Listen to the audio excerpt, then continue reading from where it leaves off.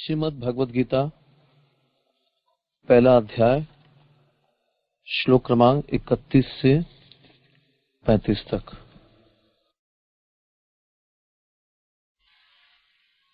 न च श्रेयो अनुपश्यामि हत्वा स्वजनम आहवे न कांक्षे विजयम कृष्ण न च राज्यम सुखानि च।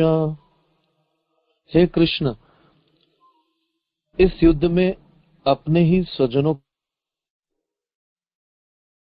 न तो मुझे कोई अच्छाई दिखती है और न मैं उससे किसी प्रकार की विजय, राज्य या सुख की इच्छा रखता हूं। यह जाने बिना कि मनुष्य का स्वार्थ विष्णु या कृष्ण में है, सारे बद्धजीव शारीरिक संबंधों के प्रति यह सोचकर आकर्षित होते हैं कि वे ऐसी परिस्थितियों में प्रसन्न रहेंगे। ऐसी देहात्म बुद्धि के कारण वे भौतिक सुख के कारणों को भी भूल जाते हैं। अर्जुन तो क्षत्रिय का नैतिक धर्म भी भूल गया था। कहा जाता है कि दो प्रकार के मनुष्य परम शक्तिशाली तथा जाज्वल्यमान सूर्य मंडल में प्रवेश करने के योग्य होते हैं। यह एक तो क्षत्रिय जो कृष्ण की आज्ञा से युद्ध में मरता है, दूसरा सन्यासी जो आध्यात्मिक अनुशीलन में लगा रहता है। अर्जुन अपने शत्रुओं को भी मारने से विमुख हो रहा है। अपने संबंधियों की बात तो छोड़ दो, वह सोचता है कि स्वजनों को मारने से उससे जीवन में सुख नहीं मिल सकेगा, अतः वह लड़ने के लिए इच्छुक नहीं है। जिस प्रकार की भूख न लगने पर कोई भोजन बनाने को तैयार नहीं होता, उसने तो वन जाने का निश्चय कर लिया है और जहां वह एकांत में निराशापूर्ण जीवन काट सके। किंतु क्षत्रिय होने के नाते उसे अपने जीवन निर्वाह के लिए राज्य चाहिए, क्योंकि क्षत्रिय कोई अन्य कार्य नहीं कर सकता। किंतु अर्जुन के पास राज्य कहाँ है? उसके लिए तो राज्य प्राप्त करने का एकमात्र अवसर है कि अपने बंधु बांधवों से लड़कर अपने पिता के राज्य का उत्तराधिकार प्राप्त करे, जिसे वह करना नहीं चाह रहा है। इसीलिए वह अपने को जंगल में एकांतवास करके निराशा का एकांत जीवन बिताने के योग्य समझता है। किम नो राज्येन गोविंद किम भोगैर्जीवितेन वा येषामर्थकांक्षितं नो राज्यं भोगा सुखानि च। त इमे अवस्थिता युद्धे प्राणान् त्यक्त्वा धनानि च। आचार्याः पितरः पुत्रास् तथैव च पितामहः मातुलाः श्वशुराः पौत्राः श्यालाः सम्बन्धिनस्तथा। एतान् हन्तुमिच्छामि घ्रतो अपि मधुसूदन। अपि त्रैलोक्य राज्यस्य हेतोः किं नो मही कृते। निहत्य धार्त राष्ट्रान्नः का प्रीतिः स्यात् जनार्दन। हे गोविंद, हमें राज्य सुख अथवा इस जीवन से क्या लाभ, क्योंकि जिन सारे लोगों के लिए हम उन्हें चाहते हैं वे ही इस युद्ध भूमि में खड़े हैं। हे मधुसूदन, जब गुरुजन, पितृगण, पुत्रगण, पितामह, मामा, ससुर, पौत्रगण, साले तथा अन्य सारे संबंधी अपना अपना धन एवं प्राण देने के लिए तत्पर हैं और मेरे समक्ष खड़े हैं, तो फिर मैं इन सबको क्यों मारना चाहूंगा, भले ही वे मुझे क्यों न मार डालें। हे जीवों के पालक, मैं इन सबों से लड़ने को तैयार नहीं, भले ही बदले में मुझे तीनों लोग क्यों न मिलते हों। इस पृथ्वी की तो बात ही छोड़ दें। भला धृतराष्ट्र के पुत्रों को मारकर हमें कौन सी प्रसन्नता मिलेगी। अर्जुन ने भगवान कृष्ण को गोविंद कहकर संबोधित किया, क्योंकि वे गौओं तथा इंद्रियों की समस्त प्रसन्नता के विषय हैं। इस विशिष्ट शब्द का प्रयोग करके अर्जुन संकेत करता है कि कृष्ण यह समझे कि अर्जुन की इंद्रियां कैसे तृप्त होंगी। किंतु गोविंद हमारी इंद्रियों को तुष्ट करने के लिए नहीं है। हाँ, यदि हम गोविंद की इंद्रियों को तुष्ट करने का प्रयास करते हैं तो हमारी इंद्रियां स्वतः तुष्ट होती हैं। भौतिक दृष्टि से प्रत्येक व्यक्ति अपनी इंद्रियों को तुष्ट करना चाहता है और चाहता है कि ईश्वर उसके आज्ञा पालक की तरह काम करे। किंतु ईश्वर उनकी तृप्ति वही करते हैं जितनी के वे पात्र होते हैं, उस हद तक नहीं जितना वे चाहते हैं। किंतु जब कोई इसके विपरीत मार्ग ग्रहण करता है, अर्थात जब अपनी इंद्रियों की तृप्ति की चिंता न करके गोविंद की इंद्रियों की तुष्टि करने का प्रयास करता है, तो गोविंद की कृपा से जीव की सारी इच्छाएं पूर्ण हो जाती है। यहाँ पर जाति तथा कुटुंबियों के प्रति अर्जुन का प्रगाढ़ स्नेह आंशिक रूप से इन सब के प्रति उसकी स्वाभाविक करुणा के कारण है, अतः वह युद्ध करने के लिए तैयार नहीं है। हर व्यक्ति अपने वैभव का प्रदर्शन अपने मित्रों तथा परिजनों के समक्ष करना चाहता है, किंतु अर्जुन को भय है कि उसके सारे मित्र तथा परिजन युद्ध में मारे जाएंगे और वह विजय के पश्चात उनके साथ अपने वैभव का उपयोग नहीं कर सकेगा।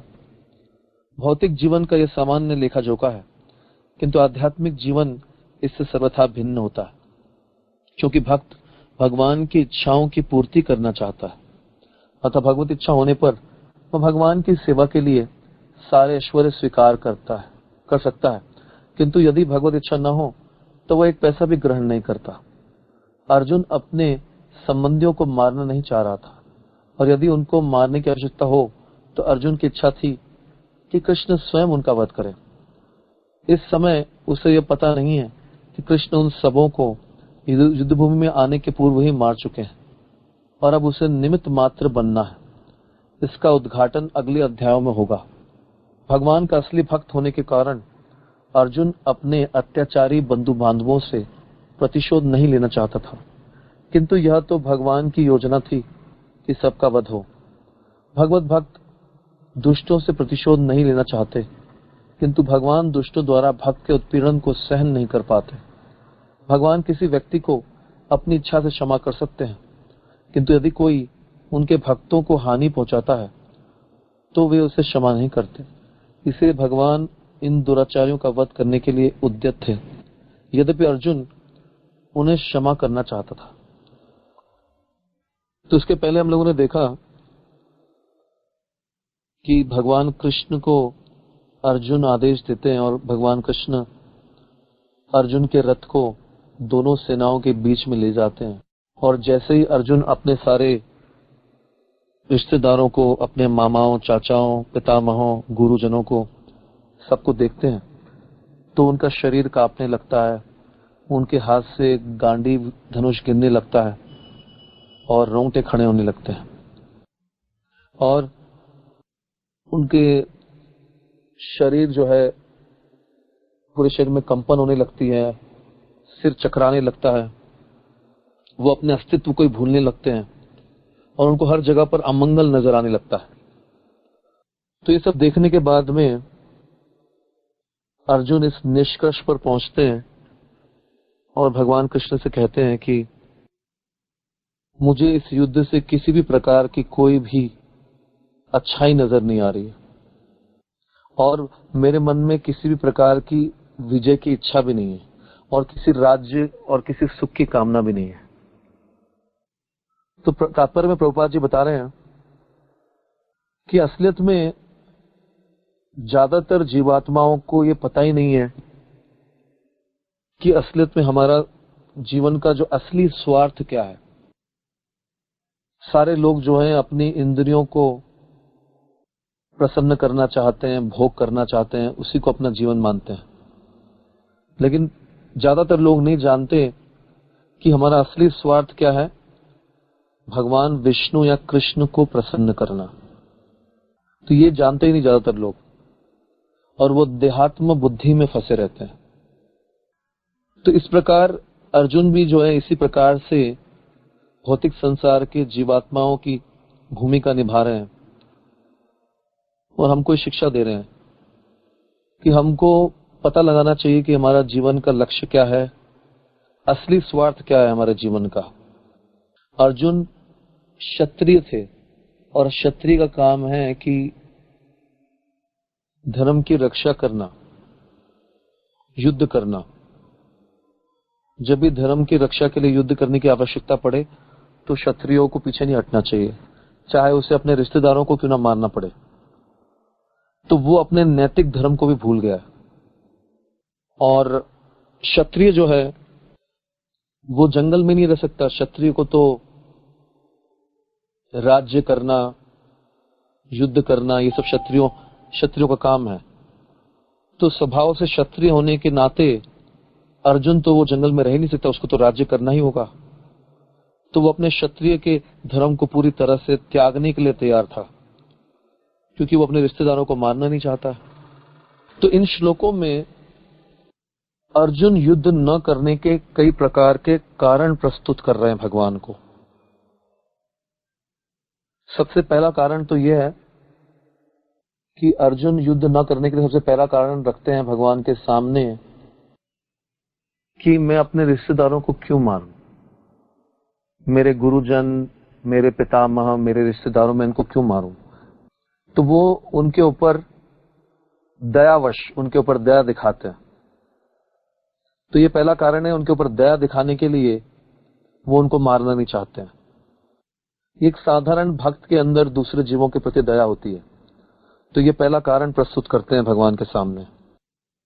और उसके बाद में आगे के श्लोकों में अर्जुन दूसरा कारण प्रस्तुत करते हैं भगवान के सामने, किम नो राज्येन गोविंद किम भोगैर जीवेत नवा येषामर्थे कांक्षितम नो राज्यम भोगा सुखानी च। मैं किस कारण से ये युद्ध करूं। कोई भी व्यक्ति युद्ध करता है तो राज्य को हासिल करने के लिए करता है, राज्य मिल जाए, और राज्य को हासिल करके वो अपने रिश्तेदारों को दिखाता है कि मैं इतना बड़ा राज्य का राजा हूं। तो जब कोई मेरा गुरुजन, मेरा पितृगण, पुत्रगण, पितामह, मामा, ससुर, पौत्रगण अगर सारे मारे जाएंगे, कोई मेरा संबंधी नहीं रहेगा, तो फायदा क्या ऐसे राज्य का। कोई फायदा नहीं ना ऐसे युद्ध करने का। अगर आपको बहुत बड़ा राज्य दे दिया जाए और वो राज्य में कोई ना हो, सोसाइटी ना हो, सोशल एक्टिविटी कुछ ना हो, अकेला राज्य हो और राज्य में आप अकेले हो, तो ऐसे स्थिति में कौन राजा बनना चाहेगा। तो अर्जुन बोलता है फायदा क्या ऐसे राज्य का, जहां पर कोई रिश्तेदार नहीं, कोई पौत्रगण, पुत्रगण, पितामह कोई है ही नहीं, तो फिर फायदा क्या। अकेले राज्य करके क्या मिलने वाला है, और मैं इनको मार के करूंगा क्या। इससे अच्छा तो ये लोग मुझे मार दें। और इसके बदले में अर्जुन बोलते हैं कि धरती का राज्य तो छोड़ो, अगर मुझे तीनों लोगों का राज्य भी दे दिया जाएगा तो तीनों लोगों का राज्य के लिए भी मैं युद्ध नहीं करूंगा। अगर तीनों लोगों का राज्य दे दिया जाए और मुझे कहा जाए कि मेरे सारे रिश्तेदारों को मारना है मुझे, तो मुझे ऐसे तीनों लोगों का राज्य भी नहीं चाहिए। क्यों, फायदा क्या होगा तीनों लोगों के राज्य का। तो यहां पर तो धरती का राज्य ही मिल रहा था, अर्जुन तो तीनों लोगों के राज्य को भी तिरस्कार कर रहे हैं। अपि त्रैलोक्यस्य राज्यस्य हेतुः किम नो महि कृते निहत्य धार्तराष्ट्रान् नः का प्रीति स्यात् जनार्दन। तो बोल रहे हैं कि पृथ्वी की तो बात ही छोड़ दें, तीनों लोगों का राज्य भी बेकार है अगर मैं अपने रिश्तेदारों को मारूं तो इससे हमको क्या मिलने वाला, क्या प्रसन्नता मिलने वाली है धृतराष्ट्र के पुत्रों को मारकर। तो अर्जुन के साथ में जो भी उन्होंने प्रॉब्लम क्रिएट किया अभी तक के धृतराष्ट्र के पुत्रों ने, दुर्योधन और बाकी लोगों ने, तो अर्जुन इन सब को भूल गए और वो उनको मारना नहीं चाहते। तो ये दूसरा कारण प्रस्तुत कर रहे हैं वो, कि राज्य का कोई फायदा नहीं, अगर कोई है ही नहीं किसके सामने राज्य करेंगे। तो यहां पर प्रभुपाद जी बताते हैं कि दो प्रकार के लोग हैं संसार में। एक तो वो है जो अपनी इंद्रियों की तुष्टि के लिए कार्य करते हैं, और दूसरे प्रकार के लोग वो हैं जो भगवान की तुष्टि के लिए कार्य करते हैं। तो कुछ लोग ऐसे हैं, ज्यादातर लोग ऐसे हैं जो अपनी इंद्रियों को तुष्ट करना चाहते हैं।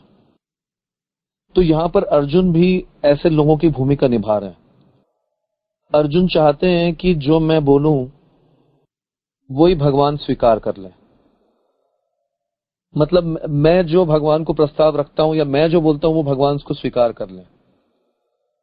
तो भगवान की सेवा नहीं हुई ना। ये तो भगवान की सेवा का मतलब है कि जो भगवान बोले, गुरु बोले, वो करना। कई लोग ऐसा करते हैं कि दीक्षा ले लेते हैं, गुरु स्वीकार कर लेते हैं और फिर गुरु की बात नहीं मानते, अपनी बात गुरु के सामने रखते हैं और गुरु को अपनी बात पे हाँ करवाते हैं। तो प्रभुपाद जी एग्जांपल देते हैं। प्रभुपाद बोलते हैं आजकल तो फैशन हो गया भारत में, गुरु को ऐसे रखते हैं जैसे कोई कुत्ता रखा है, कि मैं जो बात करूंगा वही गुरु माने। तो यहाँ पे अर्जुन में ये बता रहे, भगवान कृष्ण जो है अर्जुन के गुरु की तरह है, गुरु का रोल अदा कर रहे हैं। तो अर्जुन चाहते हैं कि वो जो बोले वो भगवान मान ले। तो ऐसा तो सही नहीं है।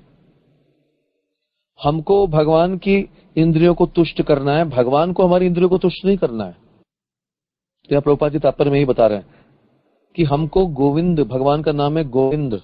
गोविंद का मतलब है जो गौओं को आनंद देने वाले हैं। और गोविंद का एक और मतलब जो है कि जिनकी इंद्रियों को हमको तुष्ट करना है। तो ना कि गोविंद हमारी इंद्रियों को तुष्ट करेंगे। तो जैसा भगवान बोलते हैं वैसा ही अर्जुन को करना है, न कि अर्जुन अपनी बात मनवाए भगवान को। इसका उदाहरण देते हैं, जैसे जब द्रोणाचार्य ने चक्रव्यूह बना दिया था कुरुक्षेत्र के युद्ध में, तो उस समय द्रोणाचार्य ने अभिमन्यु की हत्या कर दी थी सबके साथ मिलकर। तो अभिमन्यु की हत्या के लिए जो मेन रिस्पॉन्सिबल व्यक्ति थी वो द्रोणाचार्य थे। तो उनको कई शस्त्र और अस्त्र, दिव्यास्त्र मिले थे स्वर्ग लोकों से। तो उन्होंने सारे दिव्यास्त्रों का प्रयोग करके अभिमन्यु को मारा। तो ये दिव्यास्त्रों को धर्म के लिए उपयोग करना था, लेकिन उन्होंने अधर्म के लिए उपयोग किया। तो उसी समय, कुछ समय के बाद में देवलोकों से ऋषि मुनि आए और द्रोणाचार्य से बात करने लगे कि आपने जो है बहुत बड़ा अधर्म किया है। आपने अपने सारे दिव्यास्त्र जो आपको मिले थे स्वर्ग लोकों से, आपने उनका दुरुपयोग किया है, अधर्म के लिए प्रयोग किया और अभिमन्यु की हत्या की आपने। और उसी समय जब ये देवलोक से ऋषि मुनि उनसे बात कर रहे थे, तो एक हाथी था जिसको भीम ने मार दिया।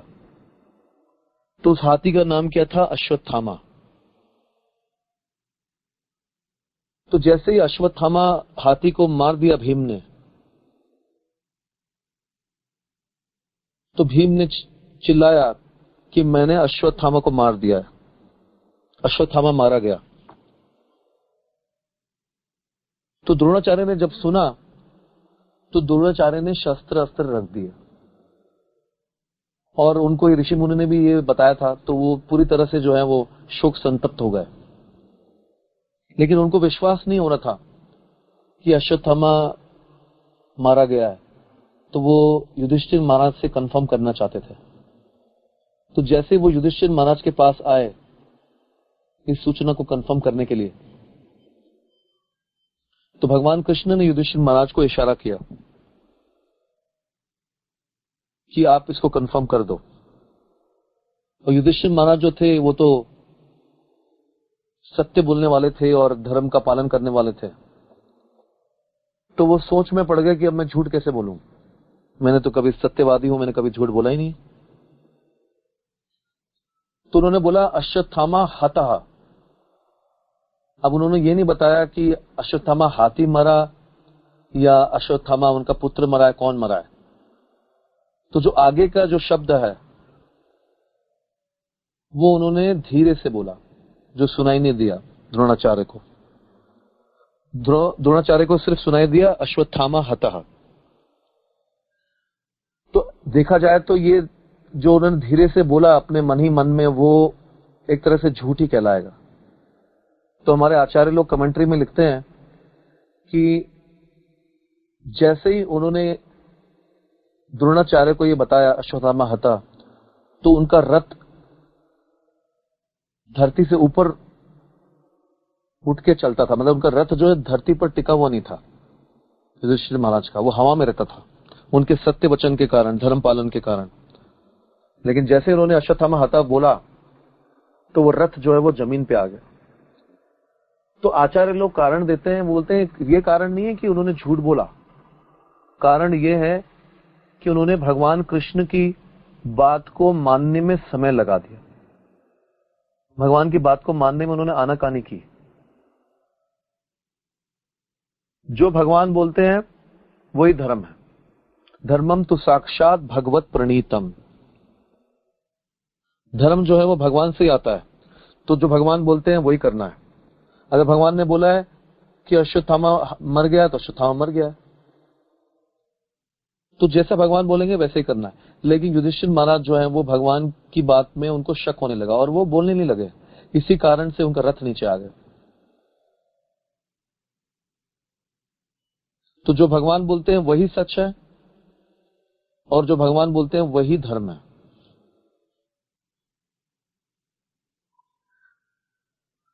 तो इसी से हम भगवान की इंद्रियों को तुष्ट कर सकेंगे। अपने हिसाब से कार्य नहीं करना, भगवान के हिसाब से कार्य करना है।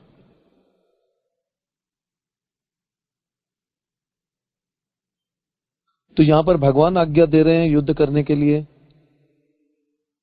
तो अर्जुन को युद्ध करना चाहिए भगवान को प्रसन्न करने के लिए। तो ये बहुत बड़ी चुनौती होती है हमारे जीवन में। जब हम भक्ति करते हैं तो जैसे जैसे भक्ति में प्रगति करते हैं, फिर परंपरा से जुड़ते हैं, गुरु से दीक्षा लेते हैं। दीक्षा के समय यज्ञ की अग्नि जो है वो माता बन जाती है और गुरु पिता बन जाते हैं, और दोनों मिलकर एक नया जन्म देते हैं और हमको नया नाम मिलता है। तो जब नया जन्म मिल जाता है तो हमारा नया आध्यात्मिक जीवन शुरू हो जाता है, हमारे भौतिक जीवन वहीं समाप्त हो जाता है। तो दीक्षा के काल के बाद से शिष्य जो है अपना नया जीवन शुरू करता, आरंभ करता है और गुरु और कृष्ण की आज्ञा से अपना जीवन जीता है और गुरु को प्रसन्न करने के लिए अपना जीवन जीता है। अपने हिसाब से कार्य नहीं करता।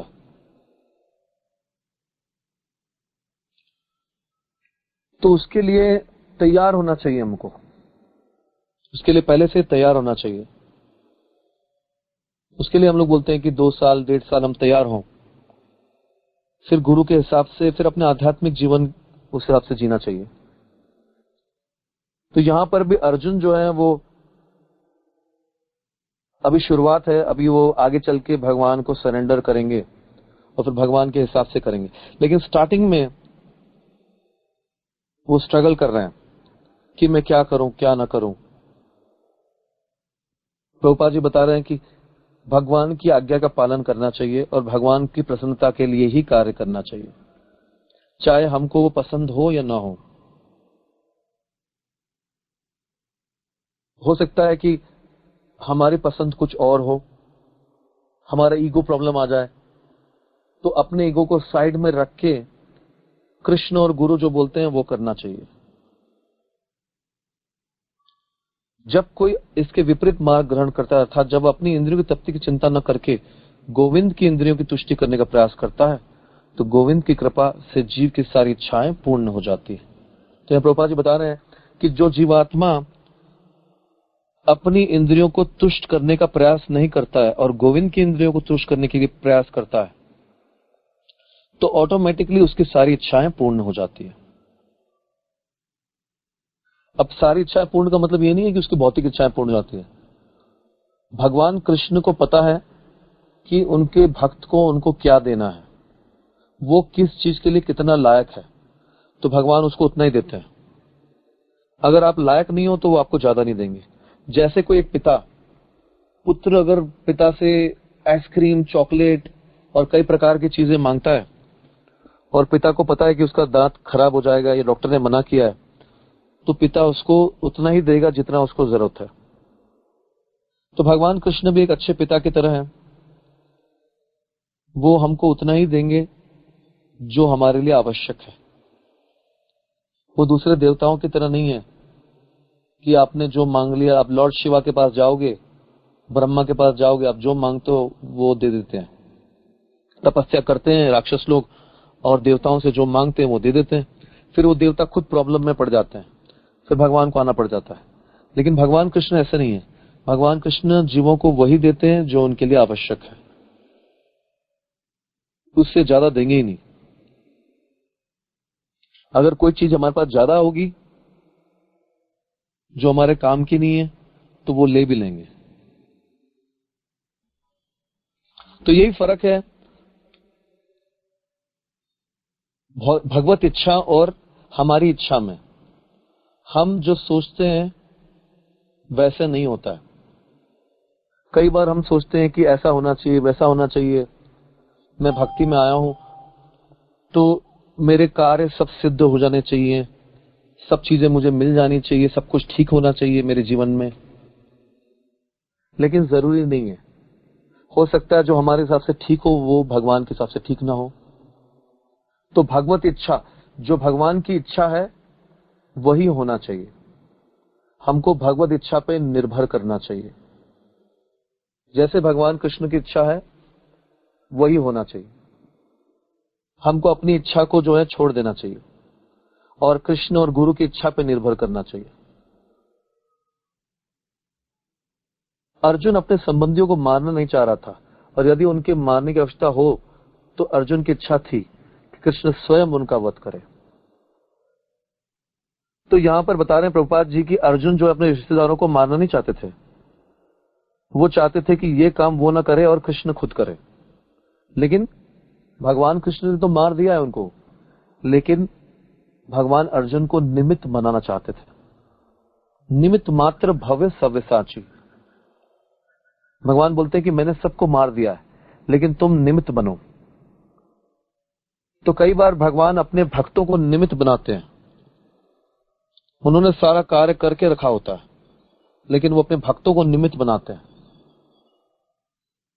जैसे उदाहरण चैतन्य महाप्रभु ने अनाउंसमेंट कर दी थी, भारत भूमि तो जन्म होइलो यार, जन्म सार्थक करी कर परोपकार। पृथ्वी आते नगरादि ग्राम, सर्वत्र होइबे मोर नाम प्रचार। पृथ्वी के हर नगर ग्राम में कृष्ण के नाम का प्रचार होगा। तो ये चैतन्य महाप्रभु ने पहले अनाउंस कर दिया था, तो ये होना था पहले से ही। लेकिन इसके लिए निमित्त उन्होंने बनाया ऐसी भक्ति वेदांत स्वामी शिल प्रभुपाद को। जब प्रभुपाद जी जलदूत में जाने लगे तो उनको हार्ट अटैक आया वहां पर जलदूत में, और भगवान कृष्ण ने दर्शन दिए। तब उन्होंने भगवान से पूछा कि मैं क्यों जा रहा हूं ऐसी जगह पर। तो भगवान बोलते हैं कि मैंने तुम्हारे लिए सारा प्रबंध कर रखा है, तुम जाओ, सब कुछ अरेंजमेंट किया हुआ है, तुमको सिर्फ निमित्त बनना है। तो प्रभुपाद जी को निमित्त बनाया भगवान ने। ये सारा काम जो है कृष्णा ने कर रखा था, सारे अरेंजमेंट कर रखी थी, और श्रील प्रभुपाद जी को निमित्त मात्र बनाया गया। तो भगवान स्पेशल भक्तों को चुनते हैं निमित्त बनाने के लिए। ये कुरुक्षेत्र का युद्ध कोई साधारण युद्ध नहीं था, अर्जुन को निमित्त बनाया गया है। तो भगवान स्पेशल भक्तों को चुनते हैं। इसलिए प्रभुपाद जी के शिष्यों ने प्रभुपाद जी को शक्ति आवेश अवतार भी बताया। शक्ति आवेश अवतार का मतलब होता है कि किसी जीव के अंदर भगवान अपनी शक्ति को प्रवेश कराते हैं कोई स्पेशल कार्य कराने के लिए। तो प्रभुपाद जी को भगवान ने शक्ति प्रदान की जिससे पूरे पृथ्वी में भगवान के प्रचार हो सके, हर नगर ग्राम में चैतन्य महाप्रभु का आंदोलन फैल सके। तो हमको भगवान के हाथ में इंस्ट्रूमेंट बनना चाहिए। और भगवान के हाथ में इंस्ट्रूमेंट हम कब बन पाएंगे, निमित्त कब बन पाएंगे? जैसे कोई व्यक्ति को अगर कुछ लिखना है एक पेज के ऊपर, तो वो पेन से लिखता है, तो लिखने वाला तो कोई और होता है, लेकिन पेन क्या बन जाता है? इंस्ट्रूमेंट बन जाता है। तो पेन के माध्यम से वो लिख लेता है पेज पर। तो अगर हमको भगवान की पेन बनना है या इंस्ट्रूमेंट बनना है, निमित्त बनना है, तो हमको गुरु और कृष्ण को सरेंडर करना होगा। जब हम गुरु को कृष्ण को सरेंडर कर देंगे तो फिर वो हमको निमित्त बनाकर यूज करेंगे अपनी सेवा में, और फिर भगवान की इच्छा से कार्य होगा। हम कार्य करेंगे लेकिन कराने वाला भगवान होगा। अपनी इच्छा से कार्य करेंगे तो कार्य में सफलता नहीं मिलेगी, क्योंकि अपनी इच्छा से कार्य करने पर हमारे कर्मों के परिणाम बीच में आ जाएंगे। जैसे हमारे कर्म होंगे अच्छे बुरे, उसके हिसाब से परिणाम मिलेगा। लेकिन अगर भगवान के लिए कर्म होगा, भगवान को प्रसन्न करने के लिए होगा, तो उसमें कोई कर्म नहीं होगा। वहां पर कर्म बीच में आड़े नहीं आएंगे। वो तीनों गुणों के परे रहेगा और हम भगवान के लिए इंस्ट्रूमेंट बन सकते हैं।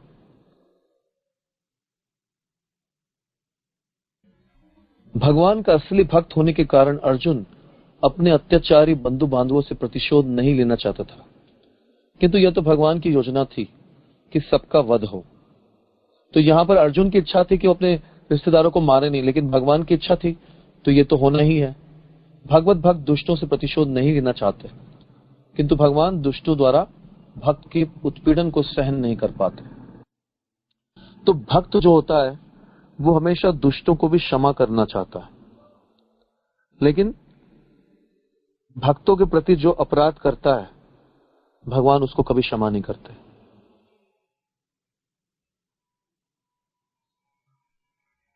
जैसे कि इस गीत में बताया गया है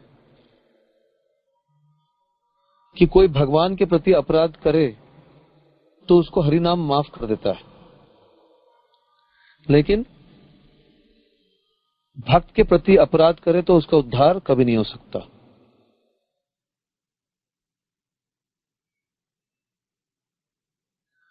हरि स्थाने अपराधी तारे हरि नाम, तुमा स्थाने अपराधे नहीं परित्राण, एबार करुणा करो वैष्णव गोसाई, पतित पावना तुमा विने के हो नाई। तो हरि नाम, जो हरि के प्रति अपराध कर देता है, भगवान के प्रति अपराध कर देता है, उसको तो हरि नाम बचा लेता है। लेकिन अगर कोई वैष्णव के प्रति अपराध कर दे तो उसका बचना जो है बहुत ही मुश्किल है। उसका परित्राण, उसका उद्धार कभी नहीं हो पाएगा। तो अर्जुन तो दुर्योधन और सारे लोगों को, रिश्तेदारों को क्षमा करने के लिए तैयार थे, लेकिन भगवान क्षमा करने के लिए तैयार नहीं। भगवान अपने भक्तों के अपराधी को माफ नहीं करते कभी। खुद के लिए भगवान माफ कर देंगे, भगवान के प्रति कोई अपराध करेगा भगवान माफ कर देंगे, लेकिन अपने वैष्णव के प्रति नहीं करेंगे। इसलिए अर्जुन चाहते हैं लेकिन भगवान नहीं चाहते। भगवान तो उन सबको मारना चाहते हैं। इसीलिए भगवान इन दुराचारियों का वध करने के लिए उद्यत थे, यद्यपि अर्जुन उन्हें क्षमा करना चाहता था। जैसे हम लोग पढ़ते हैं भगवान के नाम में होने वाले 10 प्रकार के अपराध। पहला अपराध क्या है? जिन वैष्णवों ने अपने जीवन को समर्पित कर रखा है भगवान के प्रचार के लिए, उनके लिए अपराध करना, उनकी निंदा करना, तो ये पहला अपराध है। तो भगवान के भक्त जो है वो ऐसे हैं जैसे कोई माता और उनके बच्चे। तो भगवान जो है वो माँ की तरह है और भगवान के भक्त जो है वो बच्चों की तरह है। तो कोई अगर बच्चों को मारे, उनकी पिटाई करे, तो माँ उसको माफ नहीं करेगी। बच्चे तो माफ कर देंगे, वो भूल जाएंगे, लेकिन माँ माफ नहीं करेगी जो पिटाई करने वाला है उसको। तो भगवान जो है वो माता की तरह है, वो माफ नहीं करेंगे अगर हमने उनके भक्तों के लिए अपराध किया। तो पांडवों के लिए जो उनके भक्त थे इतने बड़े, कुंती महारानी, कितने अपराध और कितने प्रॉब्लम क्रिएट किए इन्होंने, तो भगवान उनको कभी माफ नहीं करेंगे।